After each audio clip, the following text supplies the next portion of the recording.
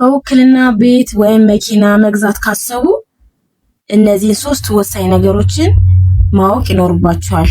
ዛሬ ከኪሳራ የሚታደጓችሁን አስፈላጊ የሆኑ ዝርዝር መረጃዎችን ይዤላችሁ ቀርቤያለሁ። እስከ መጨረሻው ተከታተሉ። ሰላም ጤና ይስጥልኝ። አገሬ ይባላለሁ።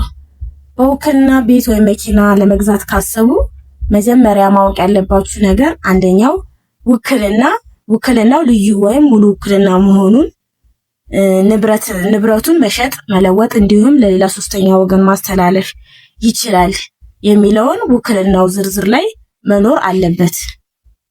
ሁለተኛው ውክልና የሰጠው ሰው በህይወት መኖሩን ማረጋገጥ አለባችሁ።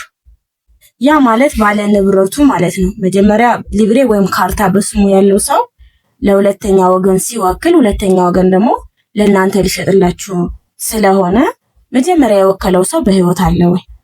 በህይወት ከሌለ ውክልናው አይሰራም ማለት ነው። ሶስተኛው ውክልና ከተቀበላችሁ በኋላ ንብረቱን ወዲያውኑ ስም ማዞር፣ ወደ ራሳችሁ ስም ማዞር ይኖርባችኋል። ምክንያቱም ወካዩ በማንኛውም ጊዜ በማንኛውም ሰዓት ውክልናውን የመሻር መብት ስልጣን ስላለው ተዘናግታችሁ ቁጭ ማለት የለባችሁ። በተጨማሪም ስም ለማዞር ስትሄዱ የጋብቻ ሁኔታ ትጠየቃላችሁ። በስራ አጋጣሚ ብዙ ጊዜ ሰዎች የሚቸገሩበት ነገር በውክልና ቤት ወይም መኪና ከገዙ በኋላ ወደ ራሳቸው ስም ለማዞር በሚሄዱበት ጊዜ የጋብቻ ሁኔታ ይጠየቃል። የማን? የባለ ሊብሬው ወይም የባለ ካርታው ባለ ንብረቱ የነበረው የመጀመሪያው ሰው ማለት ነው። ስለዚህ እናንተ ጥንቃቄ ማድረግ አለባችሁ።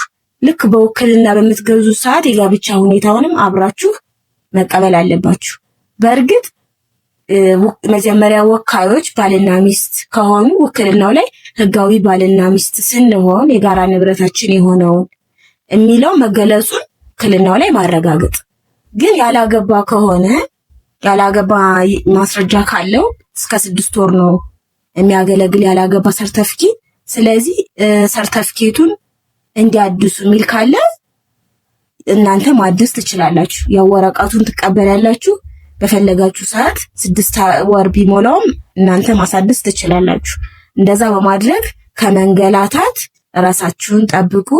እስከ መጨረሻው ስለተከታተላችሁኝ አመሰግናለሁ። ጠቃሚ መረጃ ሆኖ ካገኙት ሰብስክራይብ እያደረጋችሁ መለቃቸውን ቪዲዮዎች ተከታተሉኝ። በሚቀጥለው ቪዲዮ ምን እንደምሰራላችሁ ኮሜንት ላይ ያሳውቁኝ።